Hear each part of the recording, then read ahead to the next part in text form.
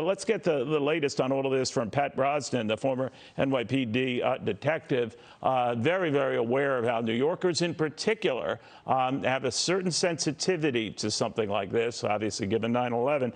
You know, you think about it, Pat, it's never far removed from New Yorkers' minds, and it all came back today. What do you think of what you've heard about this particular incident? Very scary, Neil, and good afternoon. The reality is that based on the known facts established by eyewitness accounts and conveyed by the police commissioner, this is an individual who went into his backpack in a crowded train and did three things. He reached in, he put on a gas mask. Second thing he did was reach in and take out a smoke device. The third was take out an automatic weapon and begin firing randomly and striking quite a number of people. So that supports, in my view, an ideological stance of some type, the nature of which we can't discern at this time, but not a random criminal event. So he intended to kill people, and it looks, and I don't want to take the leap here, Pat, as you've often reminded me when we've talked after other tragic shootings, there's no way you can make a general statement at this point, but he appeared to be acting alone. What do you make of that? That I can't state with any precision. Right. I've gotten, you know, as we know, Neil, from many, many times, there's a lot of fog, and it's still very, very foggy. This one is in a subway system at rush hour over the course of a few stops. The crime scene is enormous. Victims and witnesses and eyewitnesses and ear witnesses are getting foggy, and it's not deliberate. People just remember the way their mind works.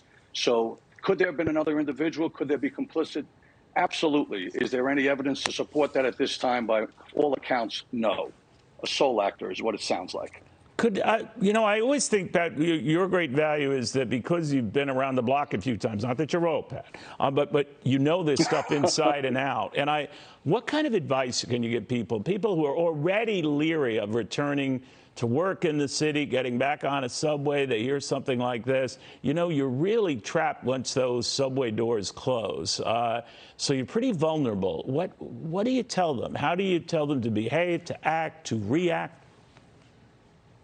Well, I'll tell them what I tell my children, who some travel on the subways in the city, is that because of the enormously successful efforts and ongoing and continuous efforts of the FBI, the Joint Counterterrorism Task Force under John Miller and all the other great folks, we have thwarted and interrupted, identified and stopped dozens and dozens of attacks that haven't made it to the press. So they're really, really good at it. So the probability, I don't want to say a needle in the haystack, but it's extremely slim. But in response to your question, I would say it's just a great rule as a person in New York and other places to grow eyes, not just in the back of your head, but grow some eyes on the side of your head. Situational awareness, a 360-degree awareness of what's going on around you.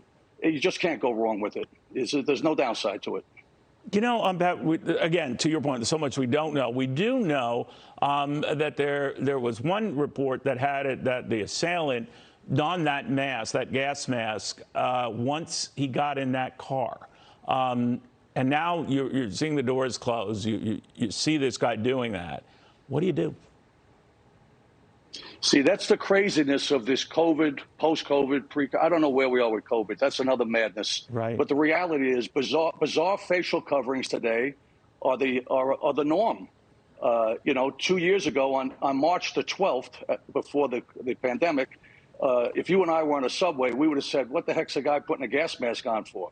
Today, we might assess that. We would assess it in a completely different context. We'd say, well, he's a little extreme, but listen, I see people walking on the beach by themselves with a dog wearing two masks.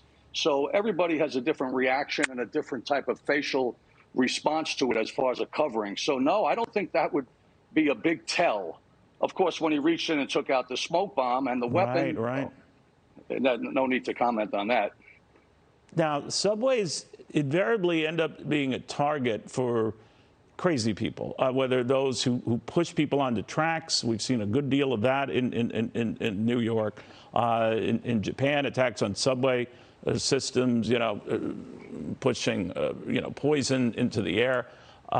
What is it about subways in general that sort of bring out the worst, or those planning the worst to plan it in subways underground?